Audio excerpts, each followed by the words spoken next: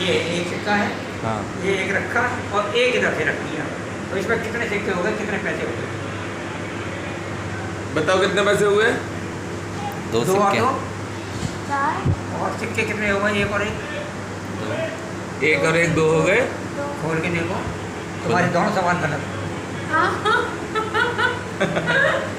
अरे वाह, ये कैसे हुआ? वो दिखाओ, हाथ दिखाओ, हाथ दिखाओ। हैरान है। उसमें मैंने कहा था चिपका दूंगा, तुम निकालो इसमें से। निकाल कहाँ गए? चिपक गया। अब दोबारा देख लो। मैजिक के ऊपर एक बार और देखो। उतार के देखो, उतारो फिर। मैं निकाल दूंगी, तुमने नहीं पकड़े। वो तो हैरान ही हो रहा बच्चा। वो हैरान हो गया कि क्या हुआ? अरे हम हैरान हो गए। जाओ देखो, मैं निकाल ये अब निकाल। अब आप निकाल के दिखा दो। हाँ। अब निकाल दो। हाँ निकाल दो। ए ताकत ज़्यादा लग रही है। वाह, ये कैसे हुआ? अच्छा लगा, अच्छा लगा। अब दोबारा बताना। दोबारा से फिर देखो। तो रखिए, तो और रख दो। तो कितने हो जाएंगे बताओ? बताओ। 2 और 2 कितने होंगे बताओ बेटा? सिक्का है नहीं वो, तो क्या है? सिक्का है नहीं वो। हाँ ये जीता। ये लास्ट में ना जो टॉफी वाला सीन है, लोग पकड़ दे रहे हैं। नहीं वो पन्नी बोल जाती है। हाँ, पन्नी बोल जाएगा। पन्नी बोलती है। पन्नी बोल जाएगी। अच्छा लगा। अब आप देखो ये बात। अब सुना दो भाई, ये 2 बच्ची हो गई है। जी जी। मेरा बचपन से ही ख्याल था भगवान बचपन से ही। पहले एक बात बता,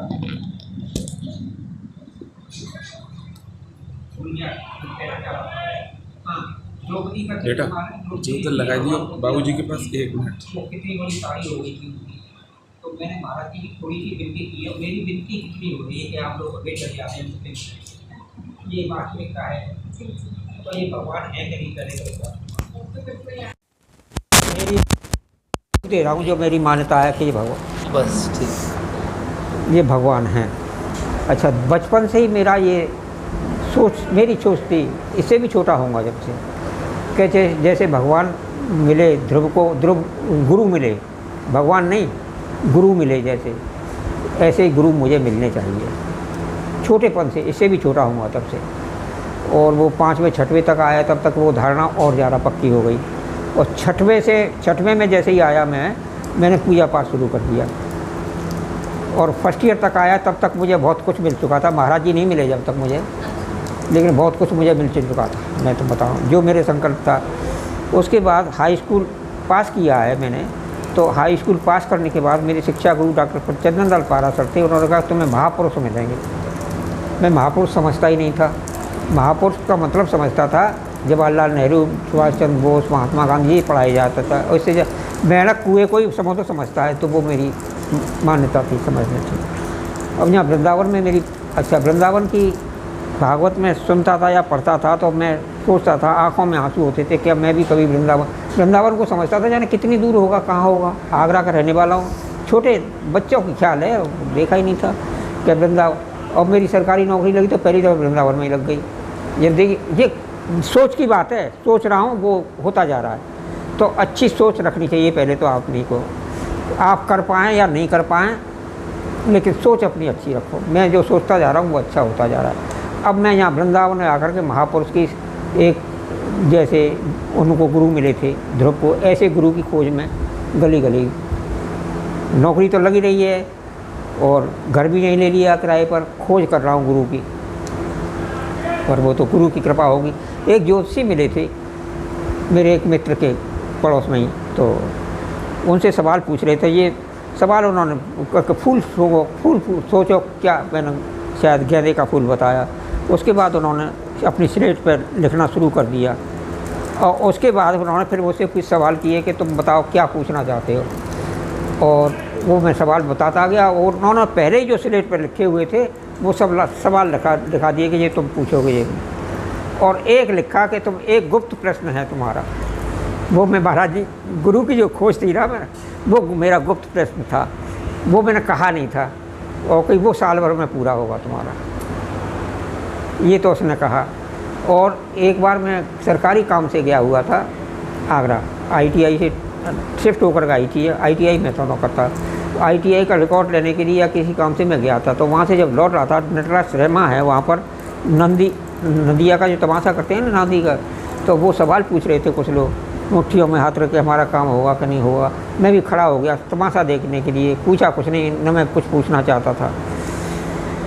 उसने लास्ट में पूछा कि ये बताओ भगवान के सबसे ज़्यादा नज़दीक कौन है, और नादिया मेरे पास आके खड़ा हो गया। मुझे लगा ये तो इन्हें तो कुछ बताना था, उसे तो किसी के पास खड़ा होना था। विश्वास तो नहीं हुआ, पर मुझे खुशी हुई इस बात की। दूसरा सवाल पूछा कि 1 साल भर में विशेष भगवत कृपा किसके ऊपर होगी, फिर वो मेरे पास खड़ा हो गया आकर के। मैं विश्वास बिल्कुल नहीं हुआ। साल भर में मुझे महाराज जी मिल गए, वो यहीं थे। ये सब भूमिका बता रहा हूँ, महाराज जी को मिलने से पहले ये सब हुआ है। अब महाराज जी मिल गए तो मैं आया, मैं वैसे घूमने के लिए आ रहा था, हनुमान लुटेरे हनुमान है वहाँ तक। तो रास्ते में ट्रेजरी के हेड क्लर्क मिल गए, वो बाबा के दर्शन करके जा रहे थे। यहाँ बड़े कुंवर खावर ज़मीन थी, गड्ढे थे,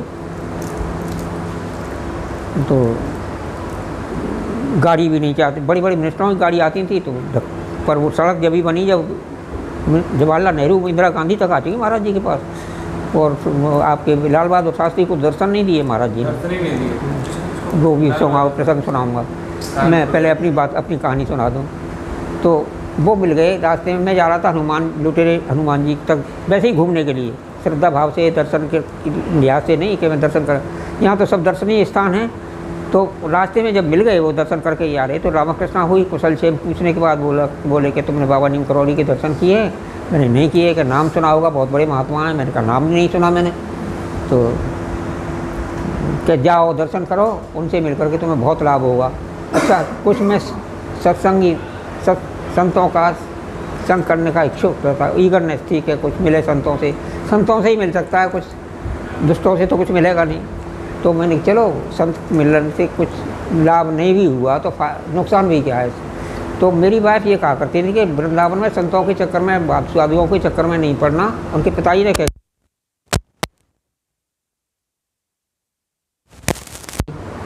तो उन्होंने कहा कि उनके पास जाओ तुम्हें बहुत लाभ होगा। तो पहले तो मैंने अपनी जेब देखी, एक चौनी नहीं थी, तो मुझसे ठगा लेंगे, और संत हैं तो मैं चला आया इस भाव से।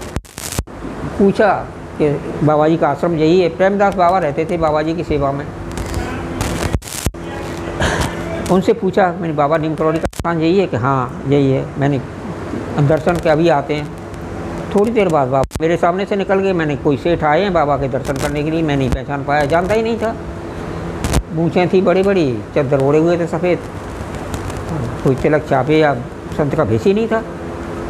तो बोले कि अभी तो निकल के गए। मैंने दोबारा पूछा, मैंने आए नहीं कि अभी तो निकल के गए हैं। तो मैंने कहा अच्छा दर्शन कराओ। अब मुझे अश्रद्धा हो गई, वो अंदर गए। और जब मैंने जैसे ही कहा कि दर्शन कराओ तो मुझे ले जाना चाहिए था, वो नहीं ले गए, वो अंदर गए। फिर आए कि तुम्हारा नाम क्या है, और फिर अंदर गए। अब मेरी श्रद्धा तो थी नहीं पहले से ही, अश्रद्धा और बढ़ गई कि यहाँ पर धनीमानी लोगों का आना जाना है, उनको दर्शन देते होंगे, मुझे काहे को दर्शन देंगे। तो परमिशन मिल गई। तो मैंने चलो मिले, बाबा जी के पास पहुँचे।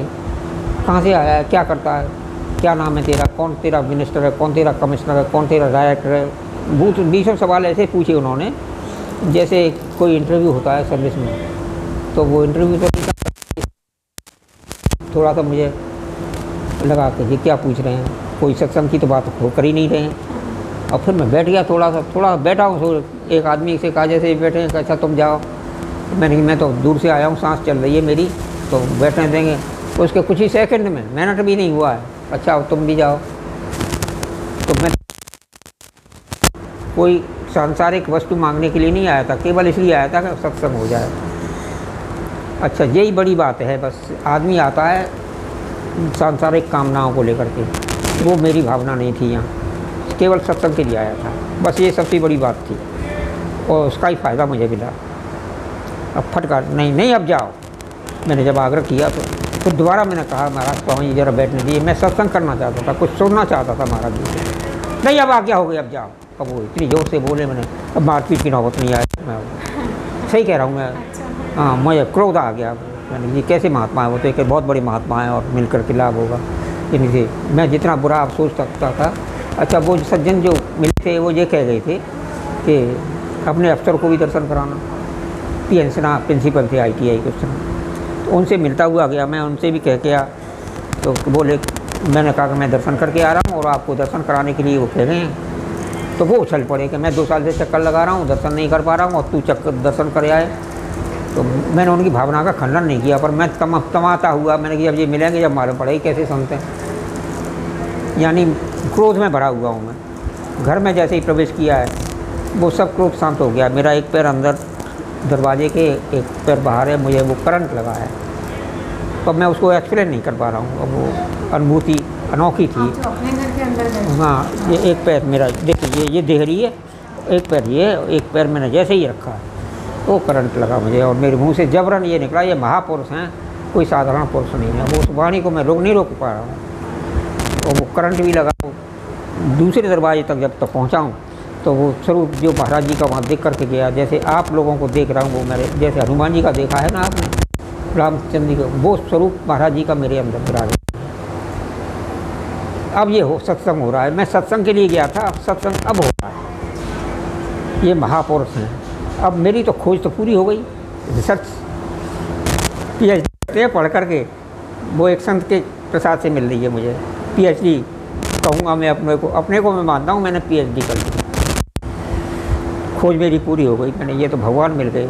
अब वो ध्रुव का चरित्र याद आ रहा है। मैंने ध्रुव को जैसे नारद जी मिल गए, ऐसे ही मुझे गुरु बोलो नीम करोरी महाराज की। अब ये संकल्प हुआ। उन्होंने संस्कृत में महाराज भगवान की स्तुति की है और मैं संस्कृत जानता नहीं था। तो अब ये संकल्प हुआ कि महाराज की स्तुति होनी चाहिए, स्तुति होनी चाहिए। रात में मुझे खुशी में, पत्नी थी नहीं, मैं अकेला था, तो खुशी में नींद नहीं आई है। दूसरी रात को भी नींद नहीं आई है। तीसरी रात को मैंने सोचा मैं फिर भूल जाऊंगा, इनकी स्तुति शुरू कर दूँ। तीसरी रात को मैंने कैसे शुरू करूँ, क्या करूँ, तो पहले यही आया है कि मैं हूँ बुद्धि मलिन, और ये तो है ही अपनी बात पूरा। मैं हूँ बुद्धि मलिन, श्रद्धा भक्तिहीन, करूँ विनय कछु आपकी, हूँ सब ही विधि।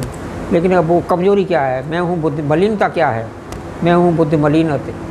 वो जो मलिनता थी कि नहीं, महाराज जी के पास गया था वो है, और उसकी वो शुद्धता आई चौपाई, वो अपनी मलिनता पीछे की है मैंने, उस समय तो नहीं कर पाया। मैं हूँ बुद्धि मलिन, श्रद्धा भक्ति विहीन, लोभी लंपट लालची काम क्रोध आदि। ये सब के अंदर है, स्त्री हो चाहे पुरुष। ये कमजोरी सबके अंदर है, मेरे अंदर भी है। किसी के अंदर कम है, किसी के अंदर ज़्यादा है। कोई कंट्रोल कर लेता है, कोई कंट्रोल नहीं कर पाता है, और वही दुष्ट कहलाता है। फिर मैंने लिखना 2-2, 4-4 रुपये लिखना शुरू कर दिया। अब वो उस धर्मयोग पत्र का निकलती थी। आपको डिटेल में सुना रहा हूँ, ये इस इंटरव्यू में भी नहीं सुना पाता, जी बता दूँ आपको। उसको मैं धर्मयोग पत्रिका में दुबका करके छिपका करके रख देता रात को, जितना लिख लिया और फिर ऑफिस जा रहा हूँ। चिंतन महाराज जी का ही हो रहा है, सब कुछ भूल गया हूँ मैं, किसी को बताया नहीं मैं महाराज जी के दर्शन कर गया। वो प्रिंसिपल को बता दिया था, लेकिन वो दिन में भी मुझे नशा सा रहता है। रात तक तो नींद नहीं आ, थकान भी हो रही है, पर नींद नहीं आ रही है मुझे। रात को दुबका लिख कर के छिपा देता था। और फिर बेटा ऐसा हुआ, मुझे कहना नहीं चाहिए पर बता रहा हूँ आपको, पत्नी आ गई और उन्होंने जगा हुआ देख लिया, मैं तो जगा रहता था, उसको दुबका के रख देता था। तो उन्होंने मुझे गलत समझा कुछ, तो उन्होंने जब किया, मुझे मालूम है तुम किस चक्कर में हो, तो अब तुम समझ गई होगी वो क्या सोच रही होंगी। पर उनको मैंने डिस्क्लोज नहीं किया, मैंने कर तो वो लिख गई। उसके बाद उसको मैंने बाई पोस्ट महाराज जी को भेजा है। 2-3 साल तक तो उसका पता ही नहीं चला। अच्छा, महाराज जी अब दूसरा खंड शुरू होता है।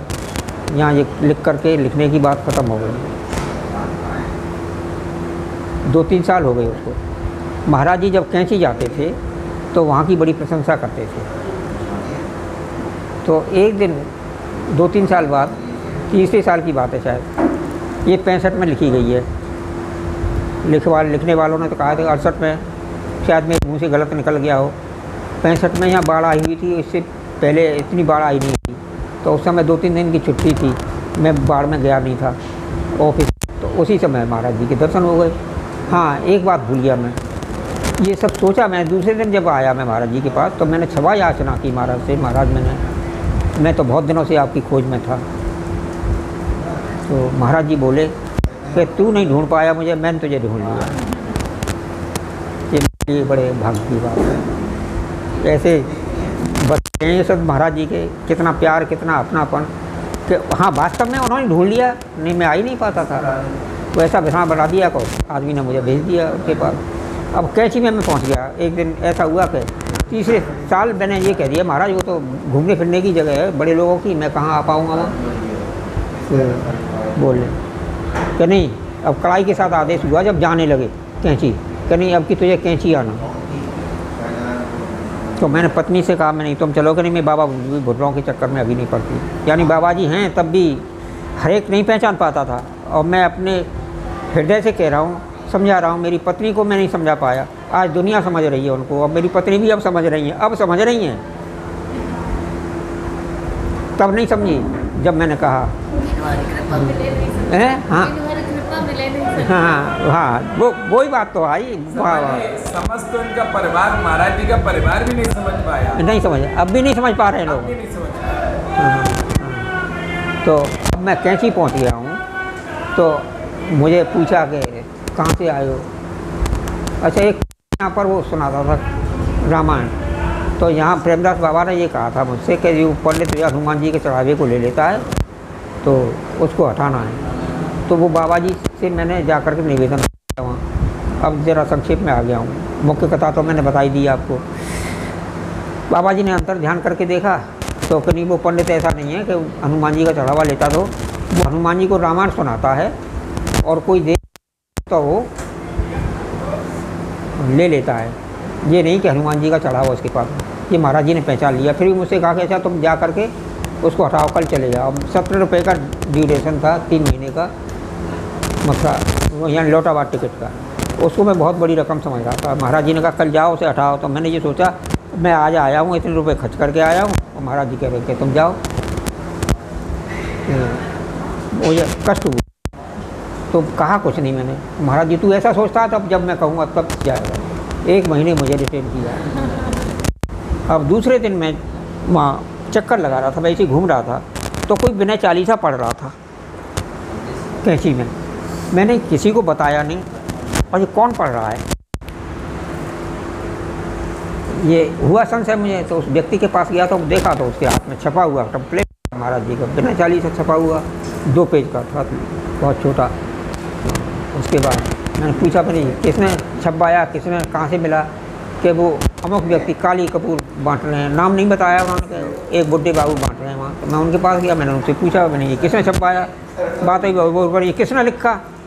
मेरे सवाल का आपने जवाब नहीं दिया। मैंने पूछा पहले मेरे सवाल का जवाब दो, फिर उसके बाद तुमने सवाल और उल्टा कर दिया। बातों ही बातों वो पहचान गए कि मैंने लिखा है मेरा। तो मैंने ठीक है, और फिर उन्होंने बताया कि इसमें कुछ संशोधन कर दिया है, 2 1 चौपाई उसने घटा दी और उसमें अपनी बढ़ा दी है। देखो एक तो मैंने ये लिखा था उसमें कि दिव्य दृष्टि मेरे और भरऊ सदाचार में जीवन करो, तो ये घटा दिए। और एक लिखा था, संक्षेप में लिखा था मैंने, कही विभीषण जो हनुमंता बिन हर कृपा मिले नहीं संता सोई भरोस मेरे और आए, बस इतना लिखा था। उन्होंने क्या लिखा है, एक तो कही विभीषण ने जो बानी, ये बढ़ा दी, और एक लिखा है कही विभीषण ने जो बानी परम सत्य करे अब मैं मानी, ये चौपाई बढ़ा दी है। और अर्दाली बढ़ाई है, कही विभीषण ने जो बानी परम सत्य करे अब मैं मानी, बिन हर कृपा मिले ही नहीं संता सो कर कृपा करहि दुखंता, तो सो कर कृपा करहि दुखंता, ये अर्दाली बढ़ा दी। तो पूरा कर दिया है इन्होंने, इधर से इधर उधर से इधर करके ये हुआ ये कि वो छप गया। उन्होंने फिर उन्होंने सुनाई इसकी कथा कि ऐसा है कि महाराज जी ने जो चिट्ठी आती थी, कोई राम राम लिख रहा है, कोई कुछ लिख रहा है, तो महाराज जी उसको फाड़ फाड़ के फेंकते जा रहे थे। तो ऐसे ही ये चिट्ठी गई है तो महाराज जी फाड़ करके और उसे गुरु मुरु करके फेंक दिया है। और कई वो जब भवानी जो है हेड पुजारी है लखनऊ में इस समय भवानी, हाँ, तो वो महाराज जी की सेवा में था। जैसे ये बहुत छोटा था तो वो झाड़ रहा था, तो फिर मैं एक एक कागज़ उसको देख रहा था, तो वो ये कागज़ मेरे पल्ले पड़ गया, तो मैंने इसको चिपका करके और कुछ संशोधन करके मैंने इसको छपवा दिया है। ये इसकी कहानी है बेटा। तुमने बड़े, मैंने भी मन से सुनाया है, तुमने भी मन से सुनाया है। आपने प्रसाद पाया? पा लिया बेटा। अच्छा, बहुत अच्छा लगा आपसे मिलकर। नहीं, मेरी बहुत टाइम से इच्छा थी आपसे। अभी हैदराबाद से एक महिला भी आई है कैसे ही कि मैं आपसे मिलना चाहती हूँ। 26-27 तारीख को मेरी फ़्लाइट है, हवाई जहाज़ से दिल्ली उतरूँगी, फिर आपसे मिलूँगी। मैंने कहा 9 तारीख को आओ, महाराज जी का भंडारा है। बड़े आदमी हैं भैया, उनको टाइम नहीं है, पैसा तो बहुत है। जब फ्लाइट से आ रही है तो आ सकती थी, ऐसी बात नहीं। महाराज जी का आकर्षण मुझसे क्यों आकर्षण, मैं तो महाराज जी की वजह से हैं। महाराज जी के दरबार में आओ। और महाराज जी ने आपको इतनी भक्ति दी, अब महाराज जी तो सोचते नहीं, भक्ति नहीं, वो भक्ति नहीं है, वो तो आसक्ति कही है। मैं तो आ सकती हूँ, संसार में आ सकती हूँ। सही कह रहा हूँ मैं तुमसे। मैंने सुना दिया, लोभी लंपट लालची काम क्रोध आदि। अभी एक और है, उनसे भी मिलना बाबा के साथ ही। पर ये बाबा जी बाबा के साथ मामा हैं? मामा जी हाँ, क्या नाम है सबसे ज्यादा बाबा के साथ नाम हाँ। क्या है उसका? सबसे ज्यादा वीडियो डाले। मुझे तो देखो नाम क्या वैसे? देखो बेटा, मैं अब बताऊँ, ज़िंदगी में रहो और महाराज जी की कृपा नहीं हो रही है तो कुछ नहीं है। मुझे थोड़े से क्षण में ही 1-10 मिनट यानी 2 मिनट में मुझे इतना निहाल कर दिया महाराज जी ने। पिताजी के साथ थे। लड्डू जोशी के पिता और के मैं साथ। जब से तुम परस रही हो तब से मेरा ध्यान तुम्हारी तरफ है। ये बिटिया कहाँ से है, पर महिला होने के नाते मैं पूछ नहीं पाया बेटा। मैं दिल्ली से आई हूँ। अब आया करो तो मिला करो। हाँ जी बिल्कुल। और- आप कहाँ रहते हैं? मैं करीब भदौरिया आगरा से आता हूँ। आगरा। तो यहाँ पर मैं तो बहुत बार आई हूँ, पर आप मिले तो नहीं मुझे। मैंने पहली बार देखा बेटा। मैं बहुत बार, लगभग हर हफ्ते में आती हूँ यहाँ हर पर। हफ्ते तो नहीं, मैं फंक्शन में तो जरूर आता हूँ और बीच में भी कभी कभार आ जाता बड़े हूँ। दिन में आते हैं। बाकी तो इन लोगों के तो हृदय में महाराज जी विराजमान है, इनको कहीं आने नहीं, तो ये तो मैंने बता दिया, ये बताने की बात नहीं है, पर मैंने बता दिया कि मेरे हृदय में महाराज जी विराजमान हो गए। तभी तो हम आपके चरणों इससे ज़्यादा भाग्यशाली महाराज जी के नाते छूते हैं मेरे पैर। मैं उनसे मना करता हूँ, तुम गुरु परिवार के हो, मेरे पैर नहीं छुओ। एक भागवत के पंडित से उनसे मैंने शिकायत की, मैंने इनसे मना कर दो, मेरे पैर नहीं छुआ करो। तो उन्होंने भी कहा कि इनकी बात सही है, पैर नहीं छुआ करो। तो वो ये बोले कि बाबा जी ने तो हमें ये सिखाया है कि बड़े बूढ़े जो हों, चाहे वो चमार हो, चाहे भंगी हो, चाहे कोई भी हो, बुजुर्गों को पैर छुओ, उनका आशीर्वाद मिलता है। और पंडित ने दोनों बातें अंगीकार की, उसने खंडन किसी बात का नहीं किया। तो वो अब भी मेरे पैर छूते हैं। CMO दिल कहाँ CMO बाबा जी के नाती वो डॉक्टर धनंजय धनंजय है। जी अभी आए। अच्छा, वो भी आए हैं। आए हुए इन हैं। सबके नाम मैंने बुक में पढ़ा है। वो अमृत अब मेरा नाम भी तो तुमने पढ़ा है जभी तो। आपका भी, हाँ, और क्या। अच्छा तभी तो सब- अच्छा, अब तुम अपना नाम बताओ। नाम बताओ। मेरा सुमन है। सुमन, ये शायद याद रहे तुम। रश्मि। हैं? रश्मि। रश्मि। तुम्हारा नाम जरा कठिन है। हाँ, तुम्हारा नाम सुमन है। एक बार बाबा की जय बोल दीजिए। महाराज नीम करोरी की जय।